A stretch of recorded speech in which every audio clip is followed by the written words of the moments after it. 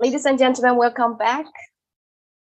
Well, in the next one and a half hours, mayors and local leaders from regions across the world will share how climate change is affecting their communities and the challenges they face, as well as the innovative solutions they have developed to deliver local climate actions. Well, we at GFHS very much appreciate the long-term support and engagement from SCAD. Especially grateful to Kurt for leading the mayor's panel over the past few years. So I'm now very pleased to hand over to Mr. Kurt Garrigan, Chief of Sustainable Urban Development at UN SCAD. Kurt, over to you. Thank you very much, Christine. I hope you can hear me and see me well. Yes, very well. Thank you so much. Distinguished guests, honorable mayors, participants, good evening, good afternoon, good morning. Oh, but we don't see you. You don't see me. I just asked if you saw me well. Okay. Now? Just no. Okay. Okay, go ahead. Good evening, good afternoon, good morning, and thank you for joining from around the world this session on local leadership towards safer and greener future. Just last month at COP27, the session concluded in Sharm el-Sheikh, Egypt, with a renewed call for urgent action to address climate change.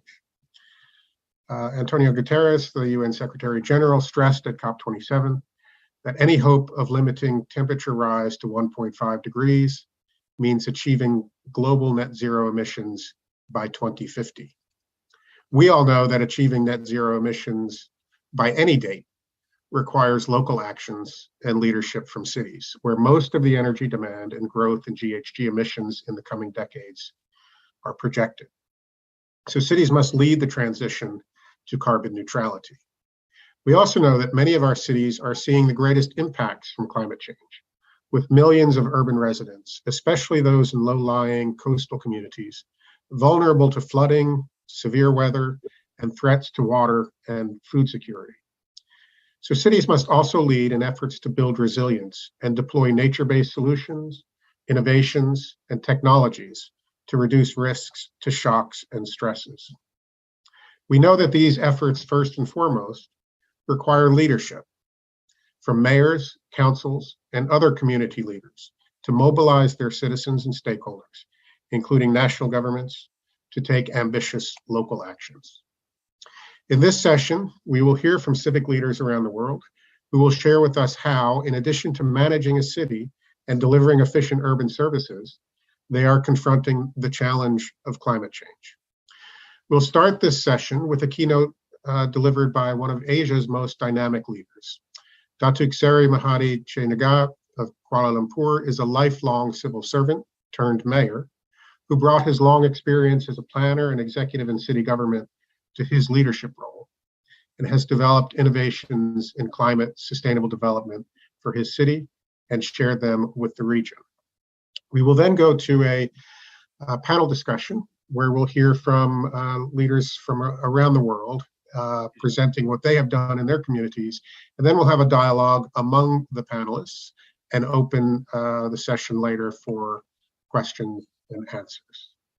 So it gives me great pleasure to introduce again the mayor of Kuala Lumpur, Datuk Seri Mahadi Chenaga, again a very dynamic leader and a good friend of cities and of SCAP and all of us. So Mayor, over to you. Thank you, Kurt, for the kind introduction. Your Excellencies, Honorable Mayors, distinguished guests, ladies and gentlemen, good day to one and all. Permit me to extend my appreciation to the United Nations Economic and Social Commission for Asia and the Pacific, or in short, UNESCO, for giving me this opportunity to speak at the 17th annual session of Global Forum on Human Settlements 2022, with the theme Together for a Shared, Safer and Greener Urban Future, Resilient, Carbon Neutral and Nature Positive Cities. I believe this year's Global Forum on Human Settlement will play a significant role in highlighting and enhancing the leadership of mayors in accelerating carbon neutrality across cities around the globe. Excellencies, ladies and gentlemen, as we are all well aware, high intensity of carbon emissions has led to an increase in global temperature and contributed to climate change. Already we have seen the consequences with increasing occurrences of extraordinary rainfall and extreme weather in cities across the globe. Now is the time for local leaders to take urgent action to mitigate the impact of climate change on the environment and the future of our people. As such, it is imperative that we work together to limit global warming to 1.5 degrees Celsius, if not less. Understanding this, many of us have shown our commitment by pledging the Paris Agreement. I am proud to share that Kuala Lumpur is also one of the signatories.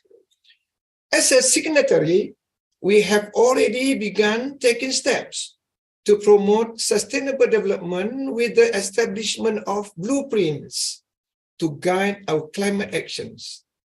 This will ensure that we achieve our target of lowering carbon emissions by 70% by 2030 and becoming a carbon neutral city by 2050. Excellencies, ladies and gentlemen, I truly believe that as city leaders, we must set the tone by innovating green approaches and technologies while scaling up sustainable development at the local level to inspire others to follow suit on this journey. In order to implement our ambitious green initiatives, we need to have adequate knowledge and capacity. As such, it is important that we build and leverage on networks between cities around the world, as we can learn from one another and adopt each other's success stories in mitigating and adapting to climate change. Kuala Lumpur City Hall has initiated various climate change mitigation and adaptation programs, some of which include accelerating waste recycling, whereby tenants of our public housing can offset their monthly rent by recycling. Developing incentive packages to further encourage the private sector's participation in our carbon neutrality program. Imposing regulations on developers to utilize at least 30% of renewable energy in their projects. Designating Kuala Lumpur City Hall officials as ambassadors and advocates to encourage KLites to embrace a low-carbon lifestyle and paying monthly public transport fares for the City Hall officials who commute to work using public transport. Alongside climate action, it is also important to acknowledge that neighborhoods that are safe and well-planned and built to last, with a focus on accessibility and sustainable mobility, are crucial aspects of great livable cities. In this respect, Kuala Lumpur City Hall is currently upgrading and constructing green infrastructure network for pedestrian walkway and cycling lanes. Honorable Mayors, ladies and gentlemen, sessions such as this will certainly help us on this endeavor thus further strengthening our capabilities to achieve our climate agenda and realize our vision to become truly resilient cities. With the many excellent speakers featured in this forum, we have the opportunity to glean much insight that will make us all the stronger in leading our respective cities towards a greener future. Let us act together and act now to build carbon neutral cities. Once again, thank you for the opportunity given to speak today and have a fruitful forum. Thank you. Back to you, Kurt. Mayor, thank you as always for your inspiring words, sharing your successes with us, and for your leadership in Kuala Lumpur. Again, it was a lifelong career in your city, so you brought a lot of knowledge.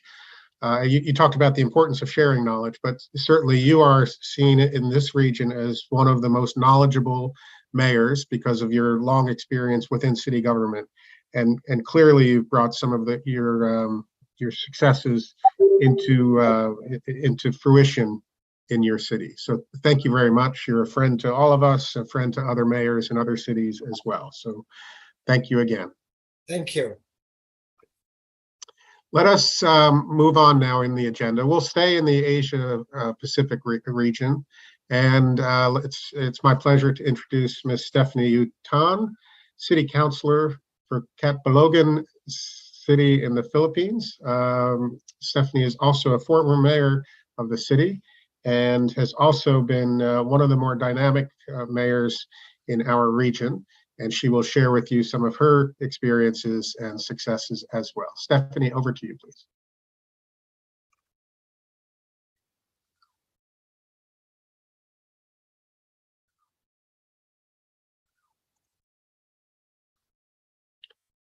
I see you. No, I don't see you.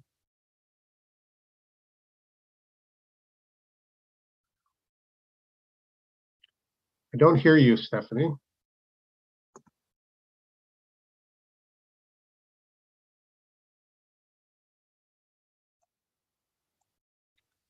Perhaps the connection is not quite stable.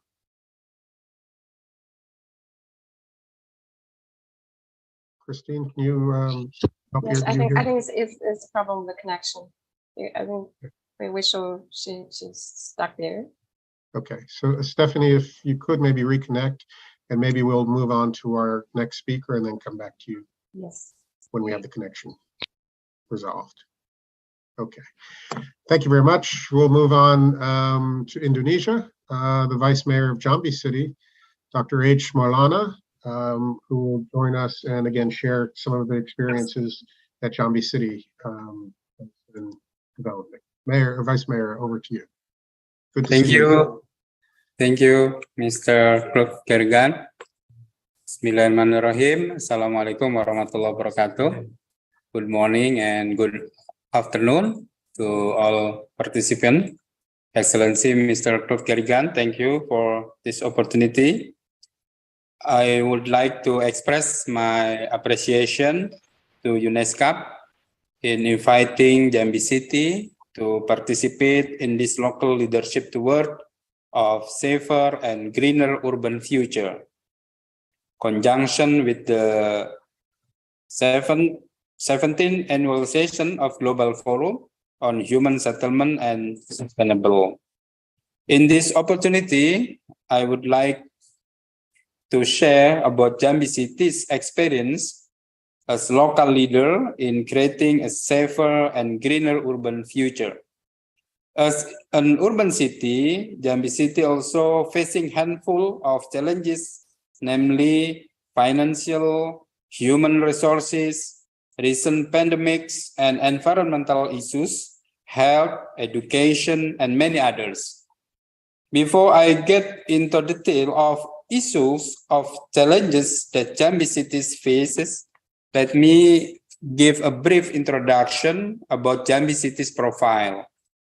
Jambi City, located in Sumatra Island, Indonesia, and capital of Jambi Province. The city has a total area of 175.33 square kilometers, with over 750,000 population. And population growth rate is 1.95%. And then during the COVID-19 pandemic, our economic growth rate was declined from 5.33% in 2019, become minus 3.28% in 2020. Now, our economic growth around 3.58%. Also, poverty level increased from 0.15% to 8.12% in 2019 and become 8.26% in 2020. Unemployment rate also increasing from 7.62% in 2019, become 10.49% in 2020.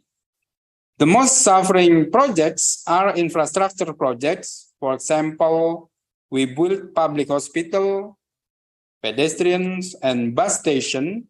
However, due to pandemic, the project were slowed down, resulting the delay in completion. While city need to fulfill the commitment from the borrower, many activities from department which were cancelled. City only focus on addressing the pandemic, such as medical services, vaccine, and social safety nets. To overcome the social and economic impact of COVID to Jambi City people, we have done several activities such as creating the social safety net, creating appropriate application for digital marketing, creating labor-intensive work program for the community to stimulate the spending activities, Pakar Kasih, Padat Karya Kali Bersih, and Padat Karya environmental quality improvement in neighborhood in every sub-districts. And then borrowing money from national government to invest in infrastructure project. As part of the city strategy for making a green city, we have increased the coverage of green open space. Currently, we have reached 15% of green open space out of 30% of our responsibility.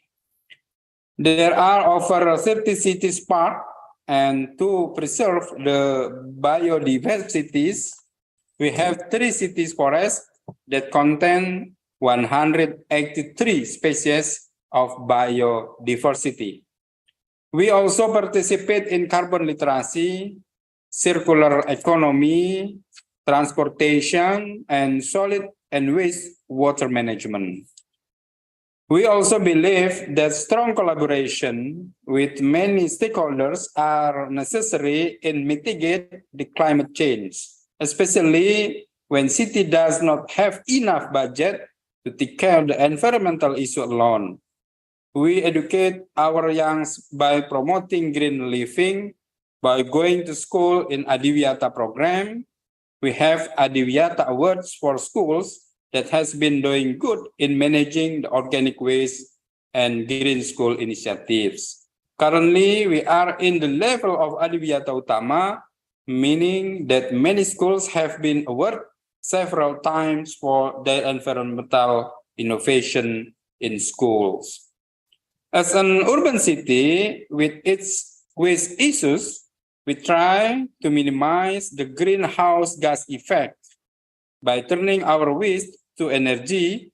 In the waste to energy, Jambi City has 2 major projects, namely methane capture from Talanggulo sanitary landfill.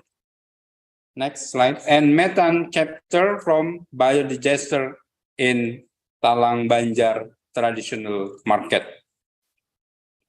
Methane capture in Talanggulo sanitary landfill. Next slide. Next. Over of total 180 and 54 households receiving gas methane for cooking in the Talang Banjar traditional market. And the capacity of our biodigester could treat up to 3,000 to 4,000 kilograms of organic waste.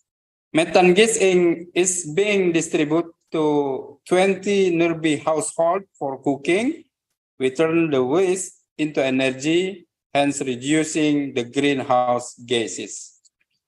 During the smoke hazard over 4 years ago, Jambi City is one of the cities that suffer tremendously. Smoke were transferred from nearby districts, making Jambi City in red zone and danger area. People suffered from breathing and respiratory problems. Therefore, as support by national regulation, Jambi City also has local regulation to mitigate this disaster occurring in the future. City banned slash and burn as well as burning the waste. City gives a strong sanction and penalty. Currently, Jambi City air quality is in good level, and we are participating in Blue Sky program too. During COVID-19 pandemic, we keep maintain the air quality by having emission check for many vehicles, planting trees movements, and encourage car-free days activities. We also encourage and facilitate community to reduce waste at source, encouraging tree planting, river and lake cleaning up, and build infrastructure for waste management in the villages level, and build the centralized wastewater management. There are many other local initiatives to create the safer and greener urban city. These initiatives are not only from the government, but also from community. One of them is creating kampung wisata or urban village economy tourism. Community create the ecotourism, thus enhance the tourism and in same time promoting local tourism and create a greener city and a safer city for people to enjoy. This year, we encourage many sub-districts to create eco-friendly kampung wisata initiated by local community and supported by the private company and facilitated by the government. This strong collaboration so that Jambi City people need each other, and together we can make the greener and safer city. We believe that strong and committed leadership of local government is needed to lead its city in creating the greener and safer city. Thank you for your kind attention. Back to you, Mr. Kruk Karigan. Thank you very much. Honorable Vice Mayor, thank you very much for sharing with us your experience and illustrating so well how your city is responding to multiple crises. The emergence from the COVID pandemic, addressing climate change, other environmental crises, including air pollution and the impacts on your community, and how you're mobilizing your community and leveraging various financial opportunities to develop innovative solutions. I'm sure that some members of the audience will have questions for you later in the session. So stay with us and we'll come back to you. Yeah, thank you. Thank you very much. Okay. So we'll continue our move maybe back to Stephanie. Or is the connection working now? Stephanie, can you hear me? And can we see and hear you?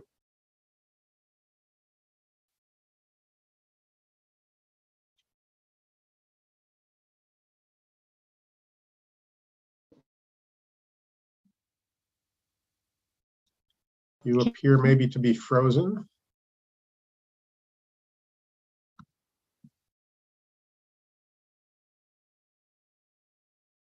Oh, I don't hear you.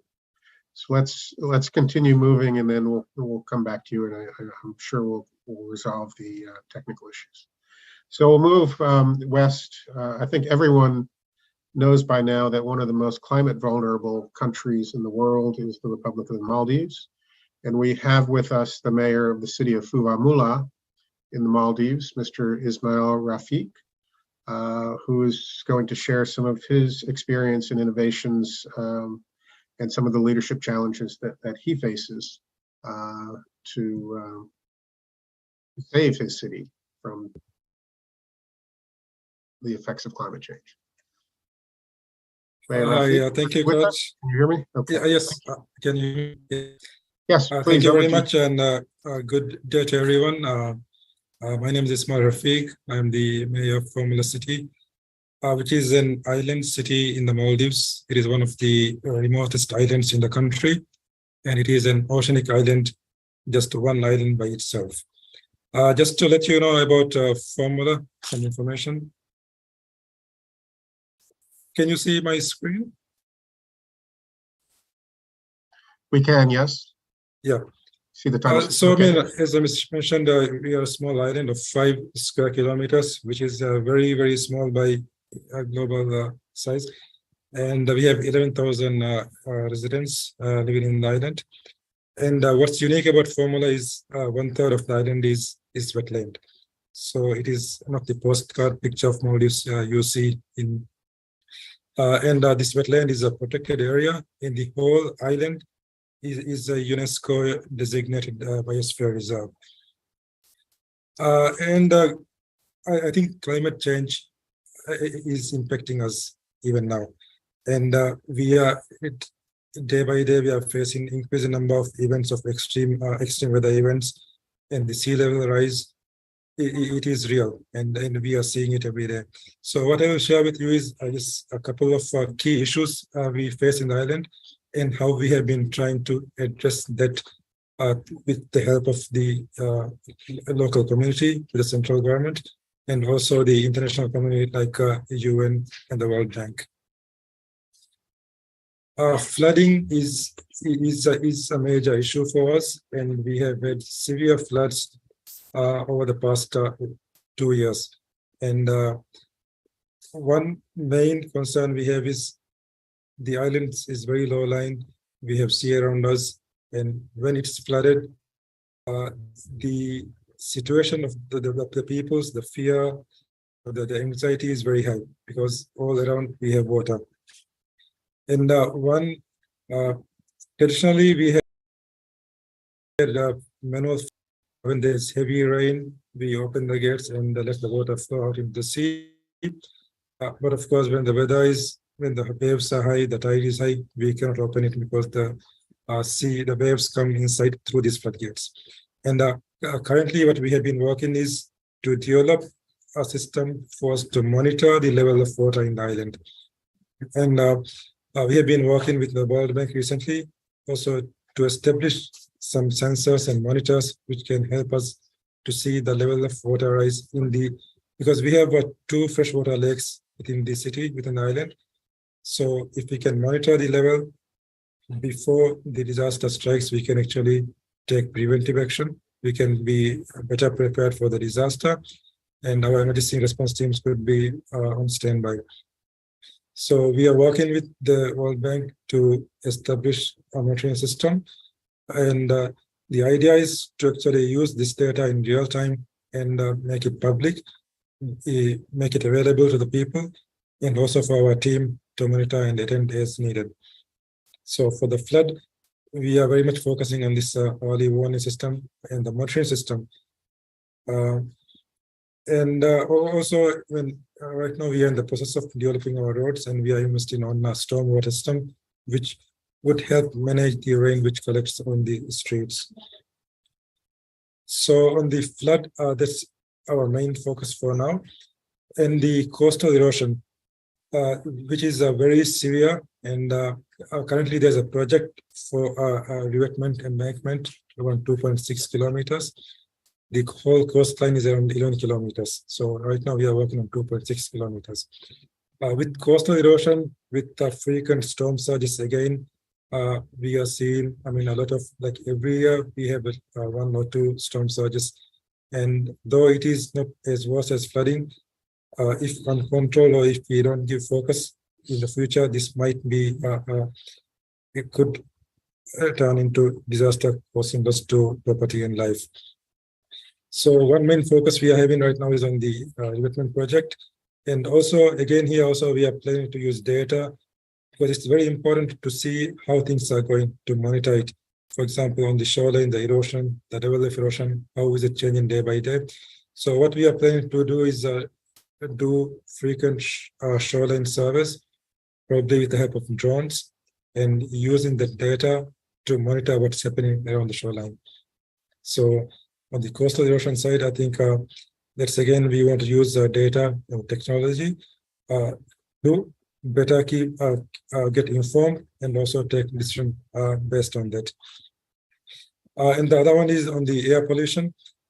This is again one main area which is very much related to a lot of city councils, initiatives, plans, and I think for this, I would like to thank our UNEP team, the UNESCAP, for guiding us and helping us with the air pollution action plan.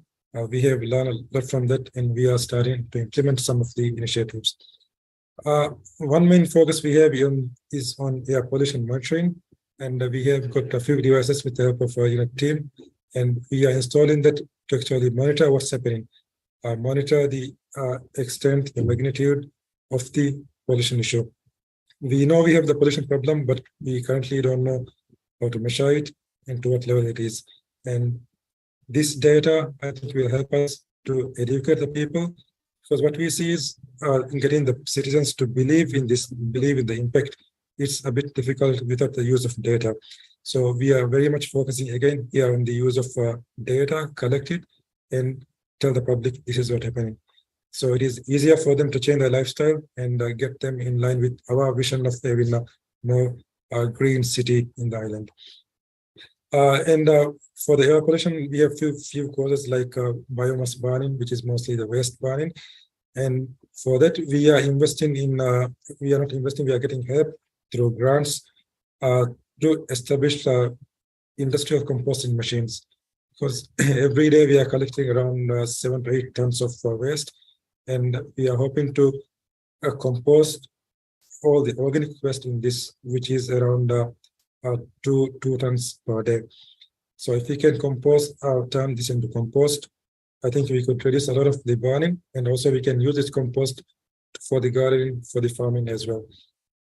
And also we are encouraging the green vehicles, bicycle, and we are currently getting a donation of 50 bikes, and we want to use this to promote bicycle riding as a mainstream mode of transport, especially among the younger school kids. So that's something which we are working on.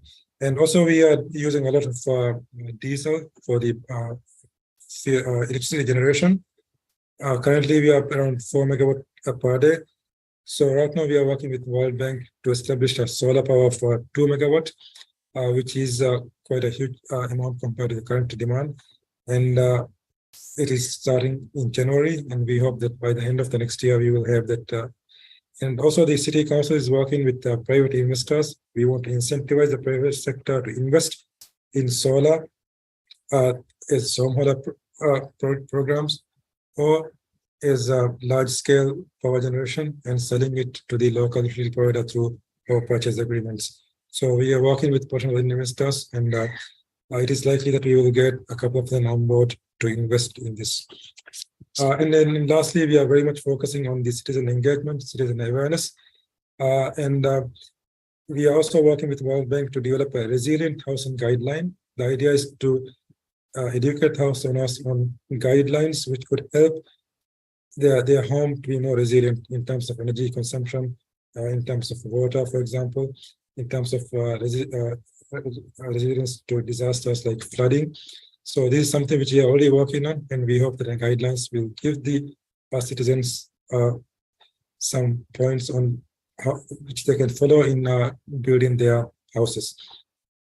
And in conclusion, I would say that our very much focus on collection of data, using data to make decisions, using data to see the impact, how it is changing over time, and using data to create awareness among the public. And the council is very committed. We are a very new council. We have been here for 1.5 years.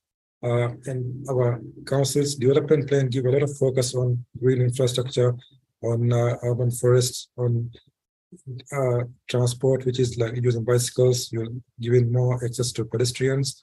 So I think city councils, through our development plan, we can make a lot of these changes to implement these changes and get the central government and also the partners and especially the citizens.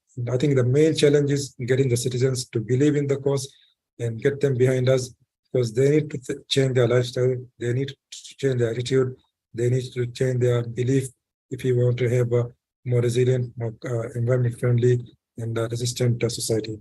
Thank you. That's all for now. Mayor Rafiq, thank you so much. For you and your community, these environmental challenges, especially climate change, are existential threats. And so thank you for sharing how you're responding to that and highlighting that, especially in that context, that developing the data and having evidence-based decision-making is even more critical for you. So thank you, and I'm sure again some audience members will have questions for you in the later part of this session. Let me try one more time to go back to the Philippines and Stephanie Utan from the city of Catbalogan. Stephanie, can you hear us? Yes, thank you so much. I hope you can Yes. hear now. Thank you, Kurt. Thank you for the patience. Please. Yes. Good evening, everyone from the Philippines. Let me just share to you my screen.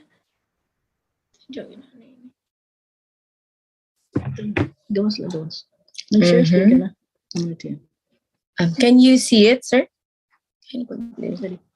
We see you. We don't see your screen. You don't see the screen. Sorry. Let me do it again. Share screen. And then choose the window. Yes, screen and then the window. Cidade. Pindot. Start broadcast. I'm not here. Wait.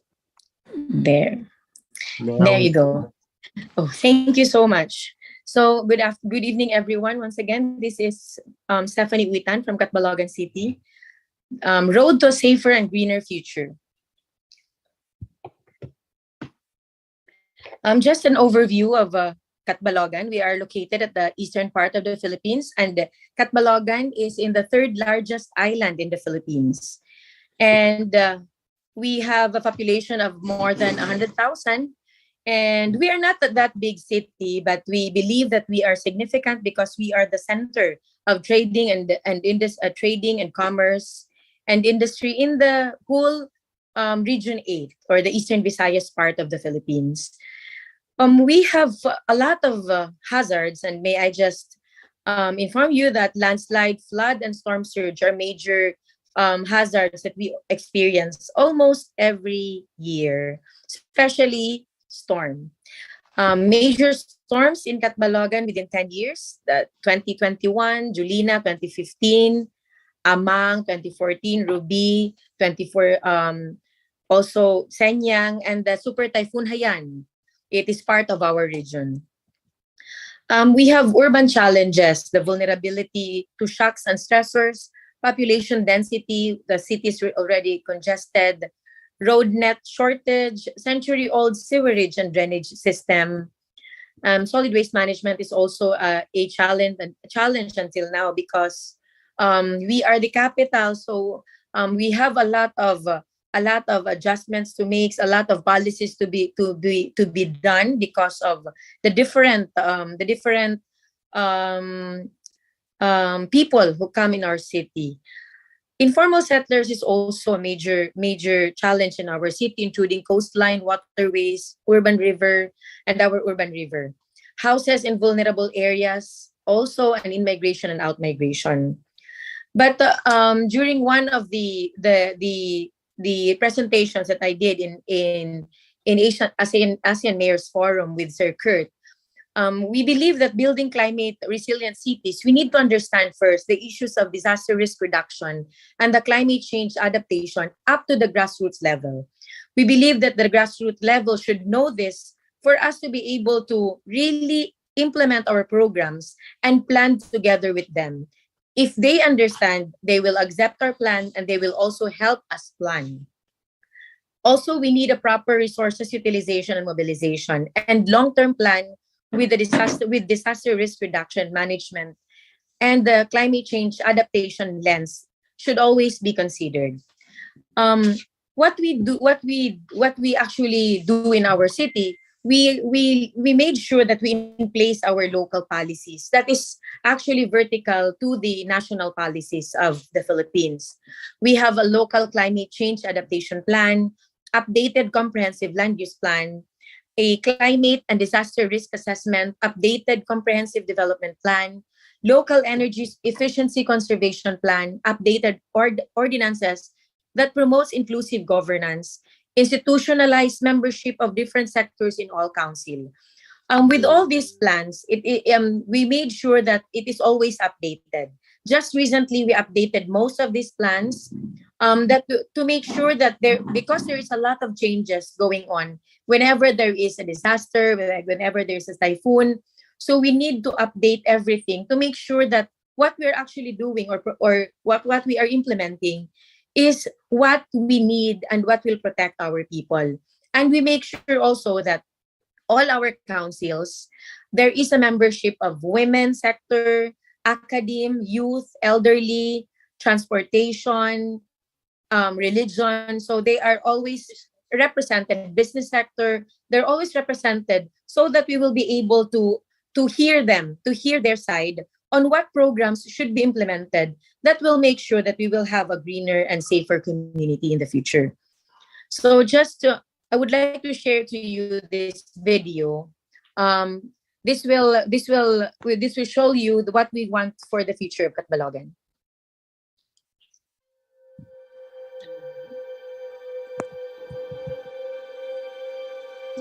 From being the center of missionary and evangelical work, the city is developing, or as they say, stepping forward. Business establishments are popping up like mushrooms. As of today, there are already many banks in the city and more are opening soon. With its growing number of tourists, the city already has more hotels, lodging and pension houses, and resorts for all accommodations. Plus, transportation is now easier and faster for everyone to enjoy and explore what the city has to offer. Opening new businesses in Catbalogan is smoother and faster by way of streamlined business permits and licensing system, and even big businesses are offered tax incentive for taxes their people. And now, taking a step for the future, the city government, led by Mayor Stephanie Uitan, will construct a new township dubbed as the Sky City Mega Project. With the current challenges that the city is facing, such as traffic congestion, scarcity of commercial spaces, greater demand for safe and hazard-free residential areas, backlog of safe housing facilities, and to cope up with the rapid economic progress, we proudly bring you our flagship mega development, the Sky City. Sky City is a climate-proof township project, which will be a new center of the LGU government, education and training, sports and events, commercial and business activity, and a mall zone with a scenic view of the old city with a panoramic backdrop of the sea.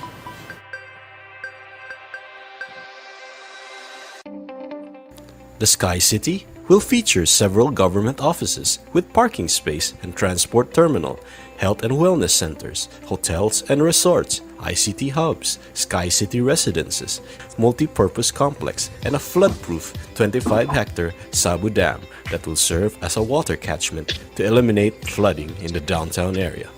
With Catbalogan City's rich history and tourism, booming economy, and proactive city government, the Sky City is the right place to invest small and big businesses. So invest now and be part of this growing and greening community. So that is the product of the different plans, the planning, the workshops that we did with our constituents and stakeholders and different sectors. We believe that the old city needs urban renewal, and it cannot contain what the city actually need now and the next years to come. So we believe that we need another safe area, another area that will promote, that will make sure that our constituent will be safe. It is actually the future settlement of the city, the future of Catbalogan City. Thank you very much and salamat po.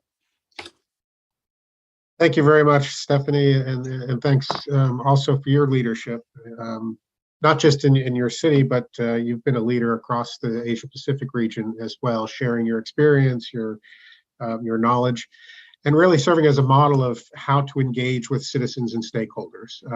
Building that ownership around solutions is extremely important as we talk about building climate resilience in our community. So thank you very much. Thank you. We'll come back to you. Let's move, if we can, now into Europe, and I'm pleased to introduce Dr. Eckhard Wertzler, the Lord Mayor of the city of Heidelberg in Germany. Dr. Wertzler? No, he's not here. He's not there. Yes. Okay.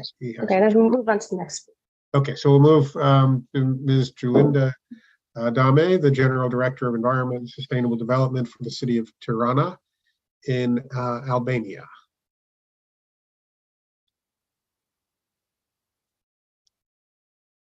Hello, everybody. Welcome. How is everything going?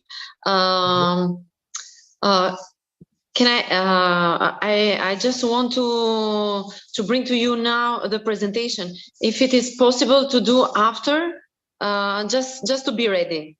I'm here, and when we'll be ready, I am in. Okay. Thank you. We're ready. Thank you We're very ready much. for you. I guess you can share your screen, or unless the secretariat's operating for you, Christine.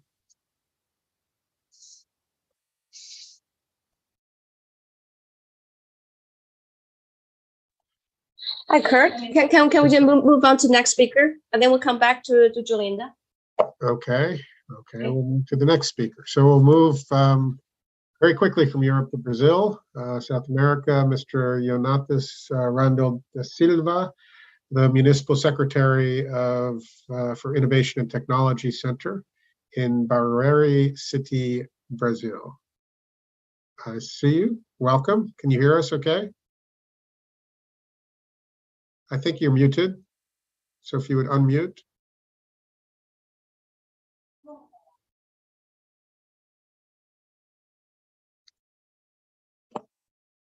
Can you unmute your microphone?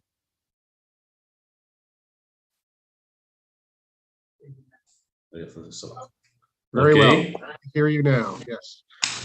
And we see your screen. You can try to make it full screen if you would like. Yes. Pediu para fazer tela cheia. Okay.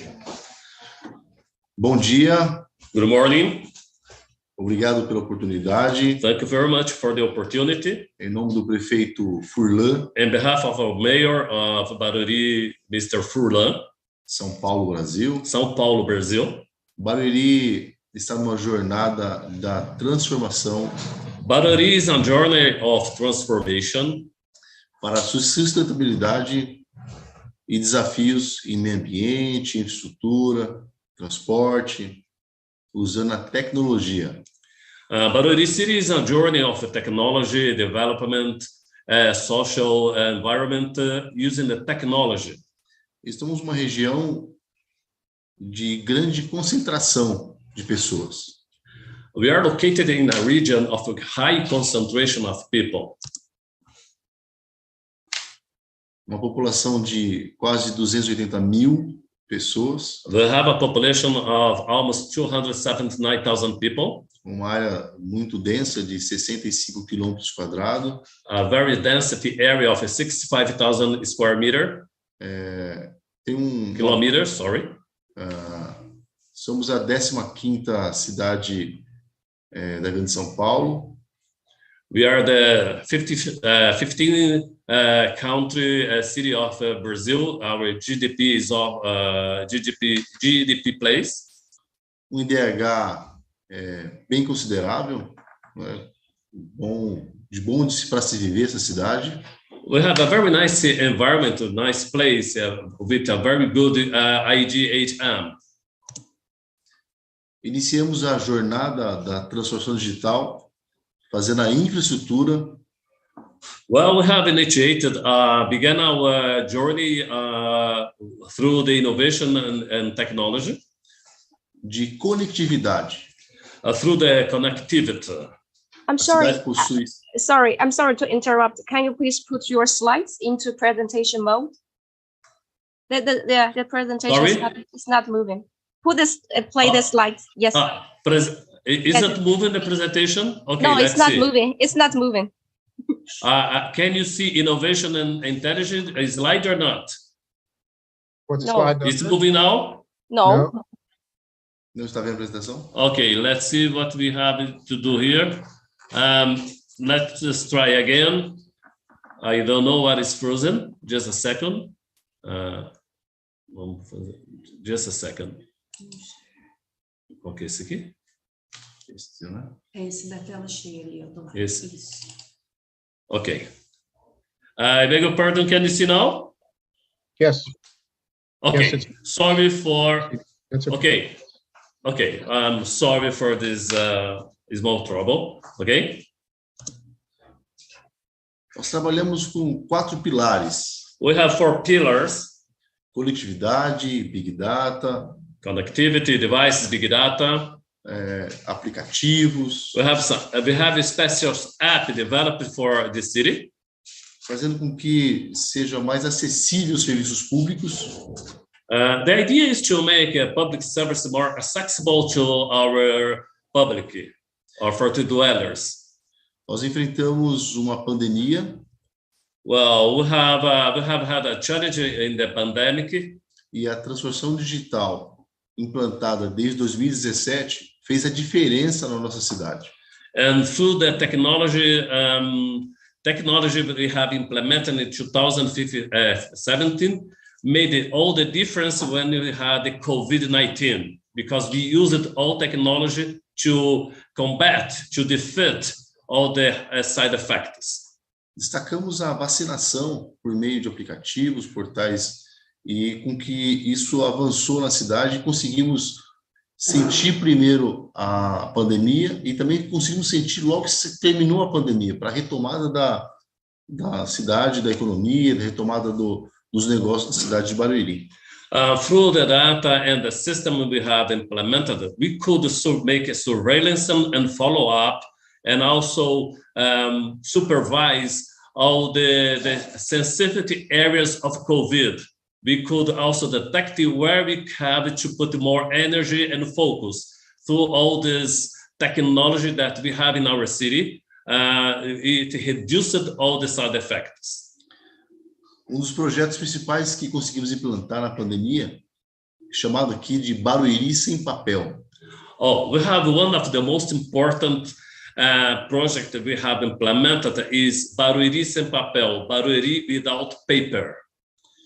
Isso foi exemplo de outras cidades, como a Estônia, por exemplo. It was followed by other cities like Estonia. E implantamos esse modelo para que fosse exemplo para o Brasil. We have got other cities as example and implemented in Brazil to make it as example in our country. Em plena pandemia, Barueri cresceu consideravelmente, principalmente nas empresas de tecnologia que se instalaram na cidade.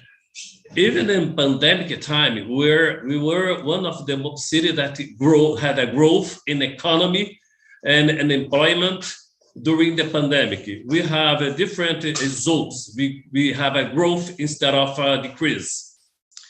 Projeto que tem pouco tempo de implantação, 1 ano e 8 meses. It is a project that has been implemented in less than 2 years. Nós temos mais ou menos 12.000 funcionários na prefeitura. We have around 12,000 people working in our mayor city. Todos eles conectados. All of them are fully connected. São mais de 200 sistemas integrados. We have over 200 systems integrated. Usando bases de dados como Big Data. Using Big Data and other databases. Para as tomadas de decisões. That lead us to take decisions. Nas áreas da saúde, educação, infraestrutura, transporte, segurança. That led us to take right decisions in transport, education, security, and health. Isso trouxe grande avanço. It brought us a very advanced situation. Na agilidade dos serviços públicos. Oh, we have a more agile public services. E tivemos avanço principalmente na sustentabilidade. Oh, we also we can appoint the sustainability as one of our best results in our city. Nós implantamos para que as pessoas da nossa cidade we have implemented in our city to the families. Mais de 2.700 pessoas, famílias beneficiadas. We had over 2,000, almost 3,000 families that got a benefit. A internet gratuita. They got a free internet service. Almost 3,000 families. Colocando assim essas pessoas. So it made an inclusion of these people. Na grande praça pública que é a internet. In the big room that's internet. Dando acessibilidade a essas pessoas simples. So we gave them to the ordinary people accessibility. A usar os serviços públicos de forma digital. So that most of them for the first time had opportunity to make use of digital system.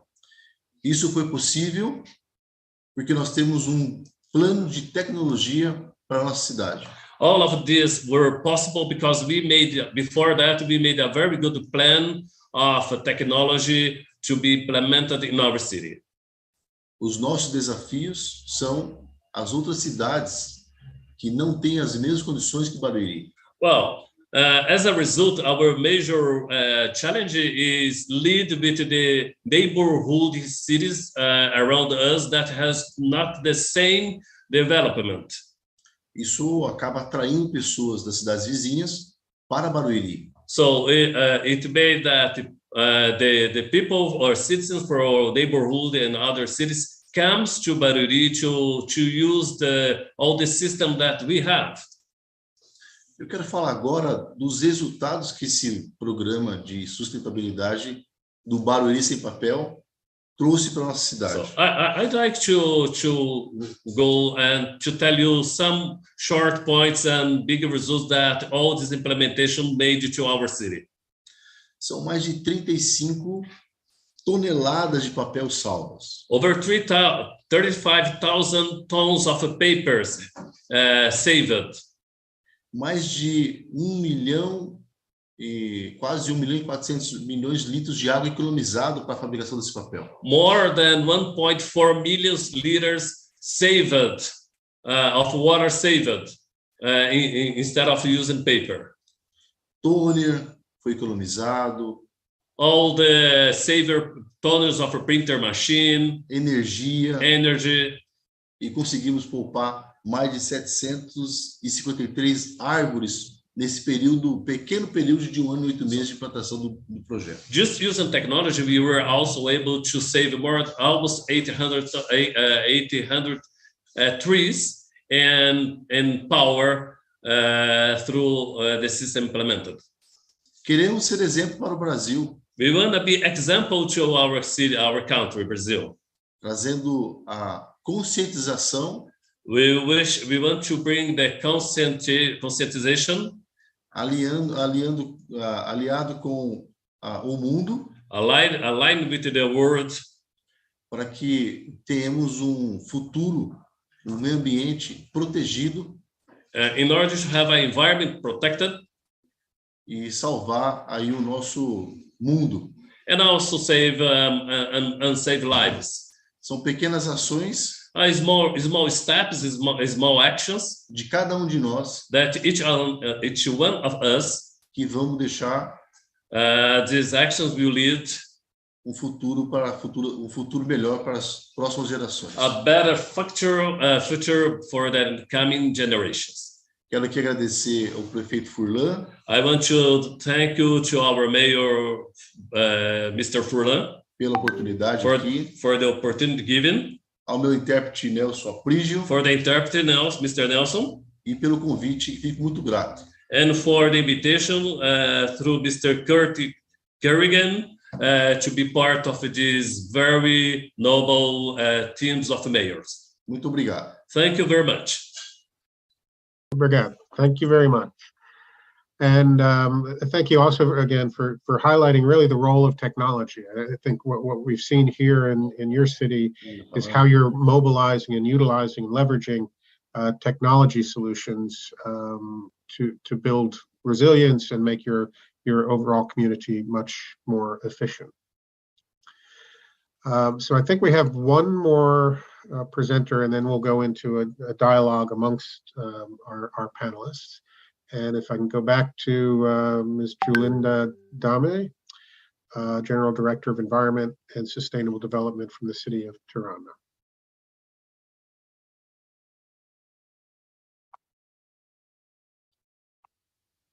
Julinda, are you with us?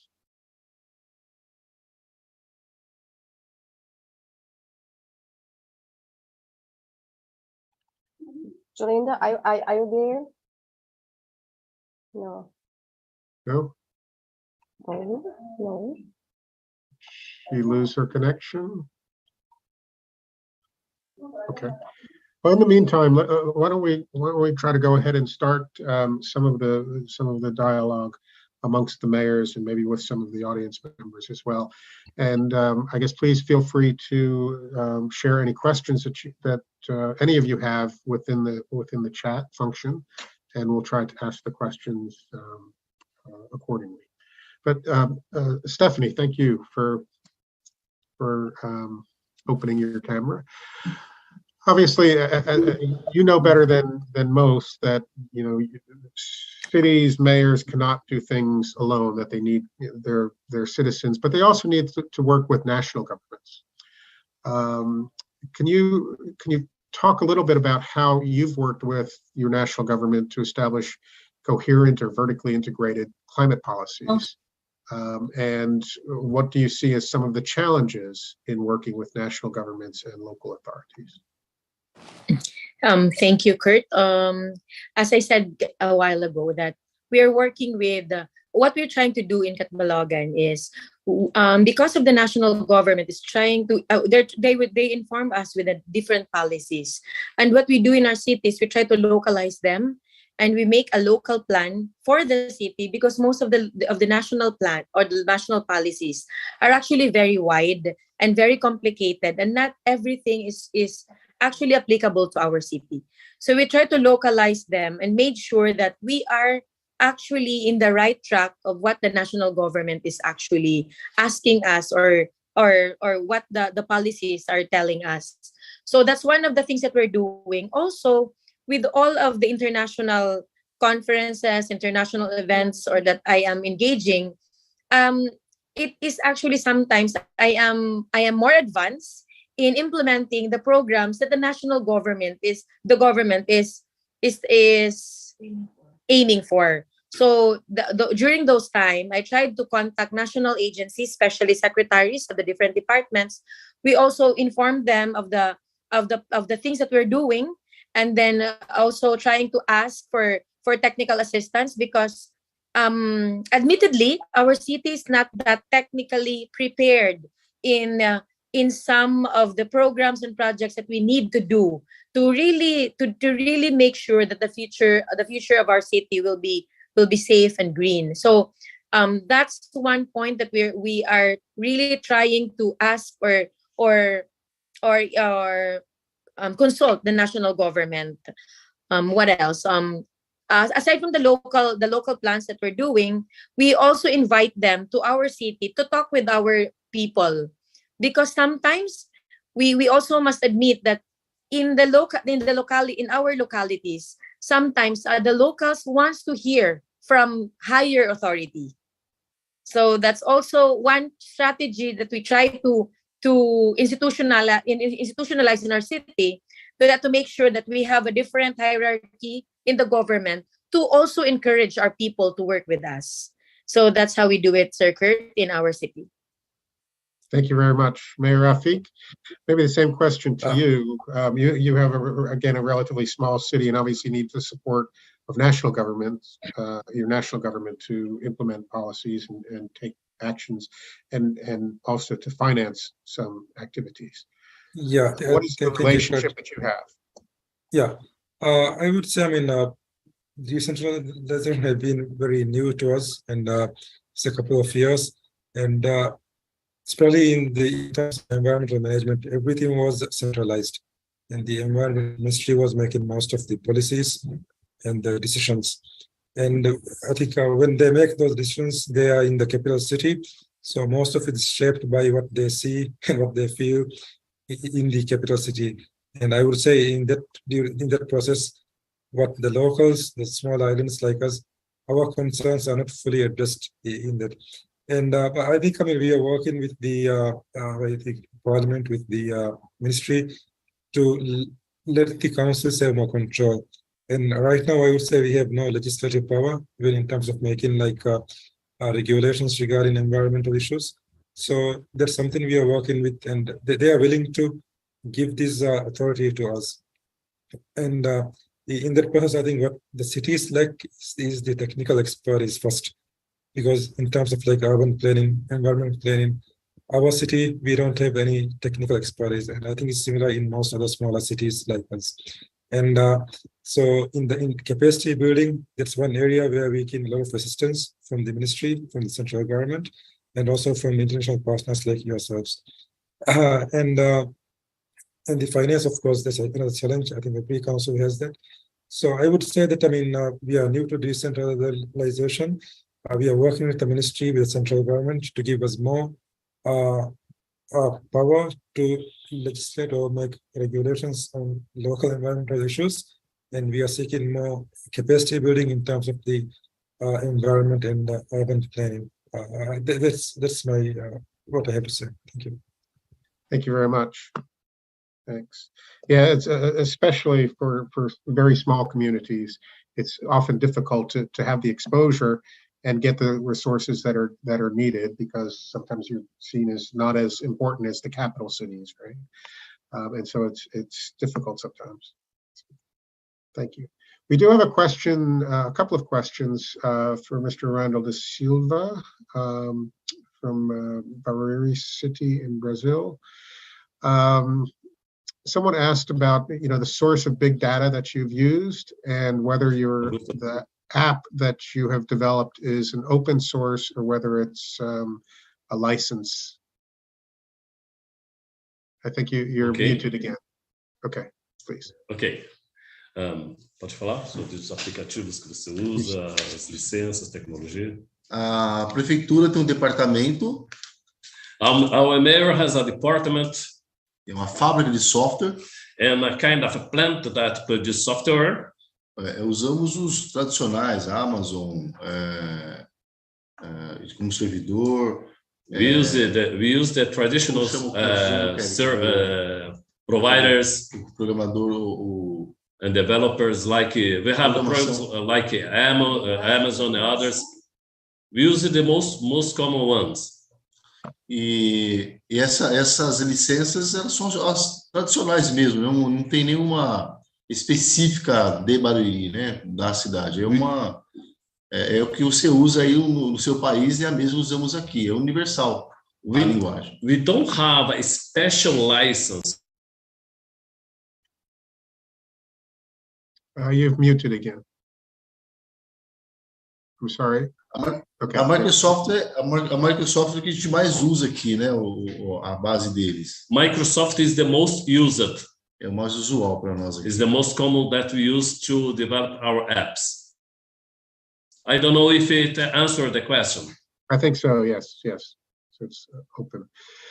Stephanie, do you want to respond maybe to some of the technology initiatives or innovations that you've heard from Brazil, and how you're also incorporating kind of technology solutions in your city? Kurt, to be honest, I am very much. I really appreciate and how do you call overwhelming program of Brazil. It's something that we really want to do in our city. As it's evident a while ago that I have a connection problem or issue. That means we need to do more in our city.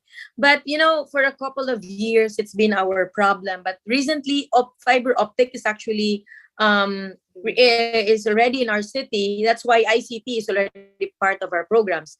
But even before, we started with making sure that we have CCTVs in the city premises. It's one way of making sure that we know what's happening in our city, and also it is for our disaster risk reduction and management programs and the peace and public safety program of our city. But we are too far from Brazil, to be honest.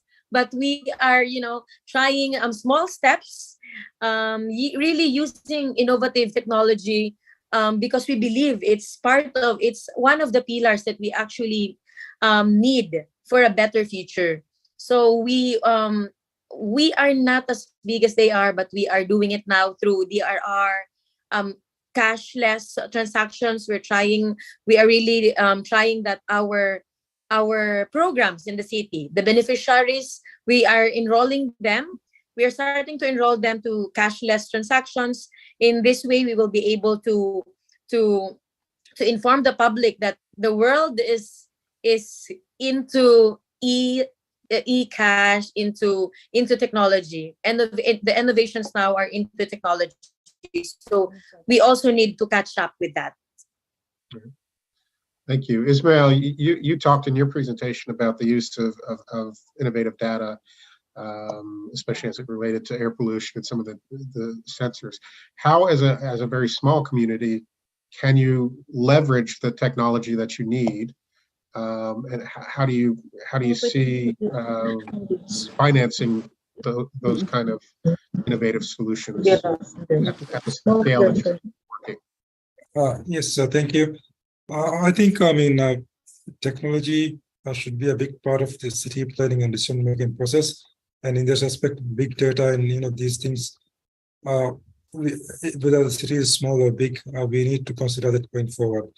And I would say, with COVID, it has actually, it was a call for everyone to look into more technology-based solutions in serving the citizens and also doing the council's work.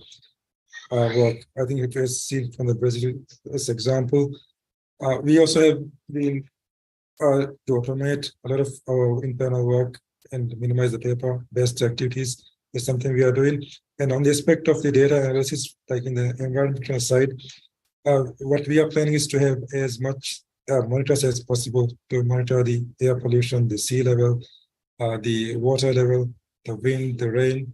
So a lot of this data collected, of course, collection is the one thing, but we need to analyze it and make a sensible use of it and use it in the decision-making process. And I think, as you mentioned, the finance is a challenge. But what we have seen is there are a lot of open source software, open source programs that smaller cities can use. And not only in terms of the climate, but in citizen engagement in provinces to citizens. And we are also trialing some of these things. And I think when it comes to technology and application development, even smaller cities can afford it because of this lot of resources, the open source nature of the stream. And also, of course, we are relying on the council budget and also help from the central government to finance some of this, especially in terms of the infrastructure development. So I think whether the city is small or big, we have to focus on data, information, and data-driven model for decision making. And that's what we are also focusing on. And we also hope to have some results in this regard over the next couple of years. Thank you. Good, thank you.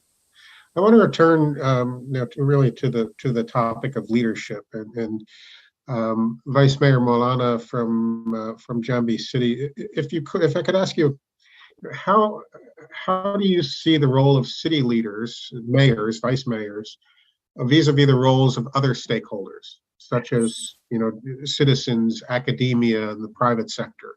What do you see as your role in addressing some of these challenges, and how would you describe your role versus some of the other stakeholders who need to be involved as well? Yeah, thank you very much, Mr. Roach, about collaboration. Yeah, Jambi City government need collaboration with all stakeholders, community, national government, and subnational. With strong collaboration, we can achieve the common goals easily. So, community are involved in all steps of planning, so they can own it and create the activities to answer their problem. And Jambi City is one of 25 city develop smart city. And smart city, part of smart city like smart branding, smart living, smart environment, smart economy. It is need a collaboration. It is need collaboration with all stakeholders. Yeah, private sectors, government, local government sectors, national sectors, all of is involved in this all step planning and activating to smart city. Goals is to develop smart city in Jambi City like this. Thank you very much, Mr. Coach. Thank you. Stephanie, this is kind of an interesting challenge because mayors have a role in bringing together all of those stakeholders for kind of a common purpose, but there are often competing interests, right? How do you navigate those competing interests and get everyone on the same path towards building resilience in a community, for instance? Yeah. To be honest, Kurt, it's not easy to really gather everyone with the same vision, the same purpose, because politics still play a big role, and it is always a major problem when we implement big projects in our city. So what we do, especially when I was the mayor, now I'm a councillor. When I was the mayor, I have a lot of big projects that I introduced that I believe will help the city. But then, there's always this minority who will try to block your way. So what I do is I always call for public hearings. And during the hearings, there are a lot of rallies. There are a lot of conflicting ideas. So what is our role as leaders of the city? We try to facilitate and try to listen to every concerns. But at the end of the day, we need to be firm. We need to see who will benefit more.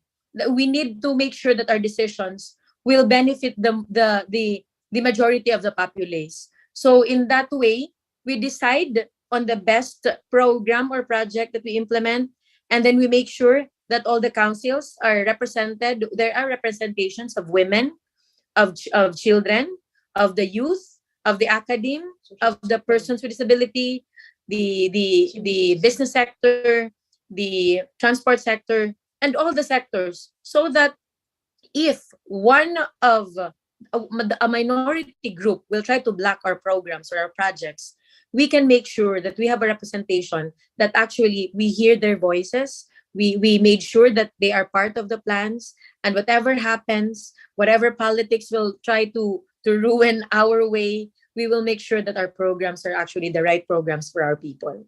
So not easy, but we can as facilitators and funders and initiators. Thank you. Thank you. Mr. Randal de Silva, kind of the same question, but you have a slightly different role as the municipal secretary for the Innovation and Technology Center. Sometimes the technologies are seen as a very technical issue that doesn't appeal to all stakeholders. How do you engage with the broader community to help them understand the innovations and how to implement some of these solutions. Ok. Nós procuramos ouvir a comunidade, né, falar com as pessoas. Eu quero dar aqui um exemplo. Nós tínhamos um problema aqui com os contadores que abriam empresas na nossa cidade. Well, we try to understand their needs. It is not easy to talk about the technology, but I'd like to point out an example. We had a problem with the accountants, with the small companies that were looking to open small companies in our city. A prefeitura, por seu lado, também tinha suas dificuldades com os fiscais que analisavam aquela documentação para abertura de empresas. From our side, we also had our problem with all the bureaucracy and fiscal people that required a lot of documentation to small companies. Nos reunimos, ambas as partes, e perguntamos qual o problema que vocês veem na prefeitura. E prefeitura, qual o problema que vocês veem nos contadores? So we put all together in the same page and we asked the small entrepreneurs what are the problems they are facing from our major city, and from our departments. We also asked them what are the problems and the loops or gaps that you have from the entrepreneurs. So we listen to both sides. Porque entendemos que o sistema é feito para pessoas, e atrás do sistema tem pessoas. So we understand that the system is made to support people. And behind the system, we have people. E quando as pessoas ali, frente um ao outro, disse qual era o problema, qual era a dificuldade, logo entendemos qual era a necessidade de ser aplicada na tecnologia, o ajuste no sistema. So when we put people together, the area that are looking to invest and the area that is responsible for that, we could understand each other problem vis-a-vis and develop a solution specifically for these people. Não faz sentido se a tecnologia não é para pessoas. It doesn't make sense if you have a great technology and if it doesn't provide service or provide solution to the people. Isso é um exemplo prático daquilo que a tecnologia pode fazer. Aplicamos e deu certo na cidade. It's a practical example that the technology may serve. So technology is made to serve and not to be served. So they have to serve people and to bring solution.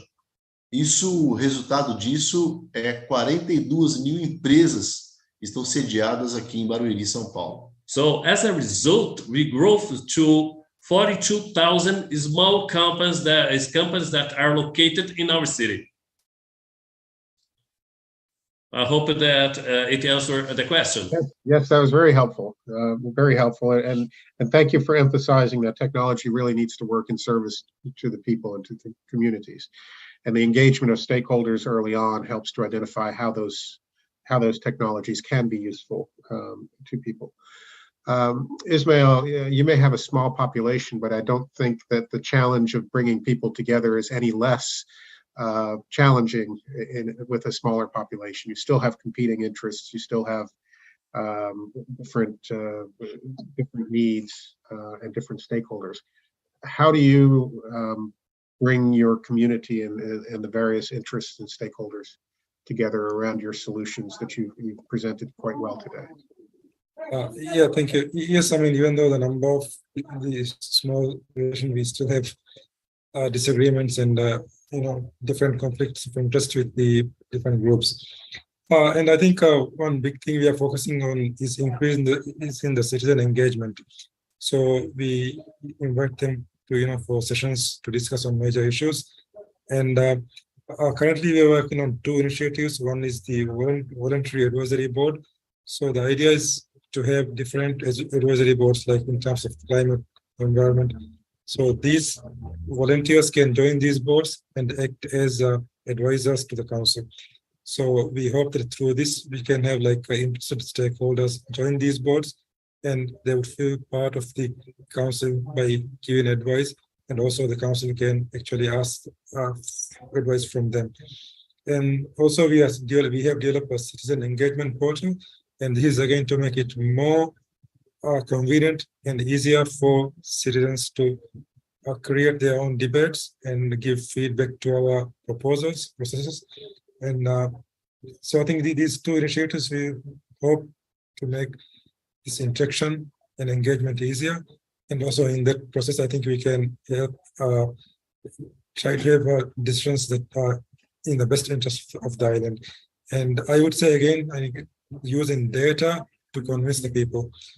Using data, for example, this in our island, around the coastline, we have around 20 meters of a buffer zone where we don't remove any trees near the coastline. But there is demand from the business community, for example, they want to develop a guest house, they want to develop a seafront restaurants. But we have to convince them the importance of the green zone, the buffer zone. And I think using data, what's happening in the world, the impact that will help convince these conflicting interests. Thank you. Okay, thank you. We're coming now to the end of the session, so I want to give each of you an opportunity to kind of reflect on what you've heard from your peers and other panelists, and in the context of the question of how can cities take a greater leadership role in the transition to carbon neutrality that this session and really the forum is focused on. And let me start really with first with Dr. Maulana, the Vice Mayor of Jambi City. Again, Vice Mayor, if you could reflect on what you've heard and then how cities can take a greater leadership role in the transition to carbon neutrality.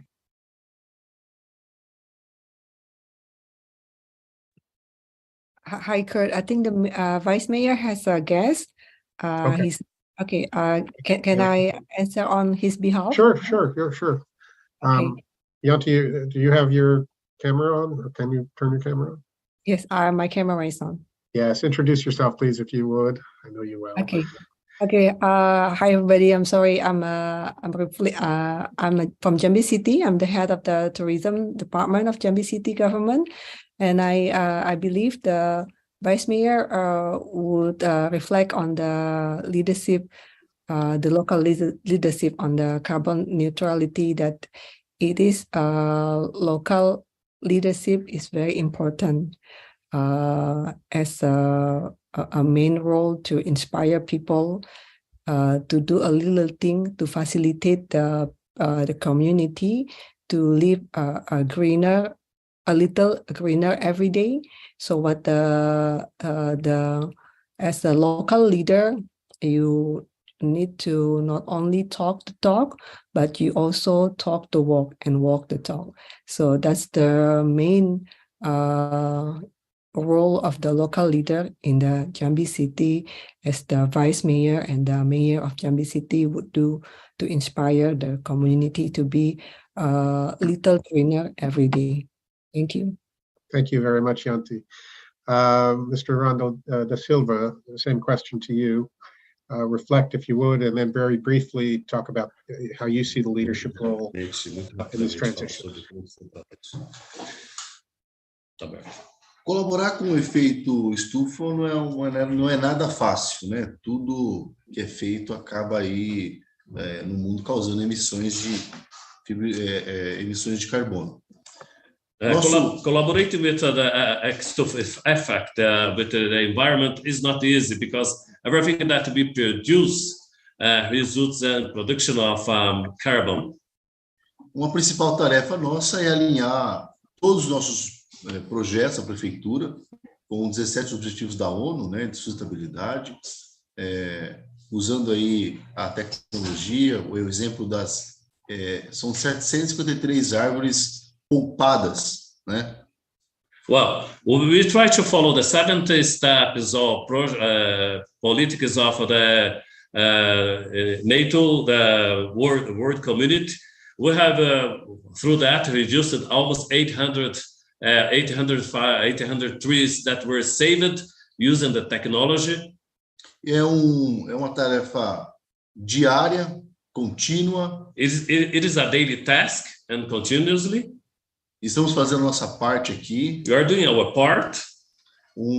Efeito colateral desse projeto, por exemplo, é a redução de veículos na municipalidade. Well, one of the greatest side effects is that we have reduced the use of vehicles in our community. Que são ações pequenas como essa que nós estamos trabalhando aqui, influenciando outras pessoas, outras cidades, nessa conscientização do dia a dia. So small steps, little actions that bring a conscience and engage people to collaborate with a green and clean climate environment. Okay, thank you. You're Thank you very much. Ismail, very quickly, if you could, within less than a minute or so, reflect and then share your thoughts on leadership and how. Yeah, thank you very much. I mean, thank you very much for inviting me to this panel. And I think through these sessions, we see how other cities are doing it, and we can learn from each other. And I think this is the most important part of this, sharing the experience. And I think I have learned a lot, and I have seen how other cities are trying to address the similar problems we have. And I'm sure it has benefited a lot. And I think as local leaders, one big advantage we have is we work very closely with the citizens, especially smaller cities. I mean, we know each other. 11,000 residents, I know them personally. So working closely with them, I think it's the most important thing is for the people to change their attitude, for the people to change their lifestyle. And it's the individual responsibility which is most important. And I think as city leaders, since we can work very closely with the citizens, it has more chance of getting this individual responsibility, people to start believing in the cause, and for people to help the council, to help the country to make the necessary changes. So I would say one big focus we should have is on changing the individual's viewpoint and let them, ask them, and for them to be responsible for the actions, especially in terms of the environmental side. Thank you. Thank you very much. Stephanie, final word over to you. Thank you, Kurt. Final words. How do we do it as leaders of the city and as a city? We need to let our people understand what do you want for the future to be carbon neutral. So after informing them and letting them understand what our future would be, then that's the time we plan and we make sure that we institutionalize all of them. We need policies to really make sure that our leadership will go in that direction. It's the only way that we can make sure that we can achieve carbon neutrality. So thank you. Thank you, Stephanie. Very succinct. I wasn't prepared for you to finish so, but thank you. And thank you to all of the panelists. Apologies for any of the technical difficulties. We weren't able to ultimately hear from them. But we're a bit over time now, and so let me take this opportunity to thank the panelists and close the session. I think we heard some very clear guidance and direction from all of the mayors. In summary, what I heard is that the role really of mayors is partly to inspire their community, to develop the policies, but bring on board their communities, their citizens, to co-produce some of these solutions and co-implement some of these solutions. That citizens have a role in changing the way that they live their lives and their behavior. So it comes down to behavior and lifestyle. It's not just a government function to achieve these global objectives. That there need to be engagements from citizens, from academia, and others, and that there needs to be collaboration across all sectors and across all jurisdictions of government. And mayors and local leaders help to create that enabling environment for innovation, for action, and for citizens to really be engaged. So thank you all very much. And I guess I can turn back over to Christine for any housekeeping announcements. Thank you. I want to thank all participants. Very much. Thank you very much, Kurt, as always. Thank you. Huge thanks also go to our mayors and local leaders, to Stephanie, to Dr. Maulana and Mayor Rafi and Mr. Randal da Silva for bringing us interesting perspectives, initiatives, and practical actions at the local level. Actually, we at GFHS is dedicated to prioritizing cities and uniting cities to address urban issues. So we look forward to engaging your cities in the future and more cities out there in a deeper way through our Global Greener City initiative. We'll keep in touch and share with you the initiative. Okay, thank you once again. Thank you very much. So ladies and gentlemen, that's the program for today. We once again extend great appreciation to our excellent speakers, to our local leaders and panelists who set the stage for tomorrow's discussion on technical topics. Let me quickly share the screen for the program of tomorrow.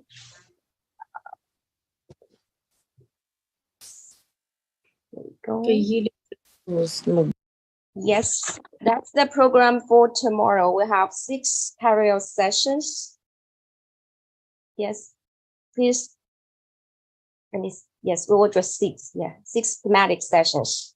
So please join us and put questions to our experts and the panelists tomorrow. So we'll see you tomorrow at 7 a.m.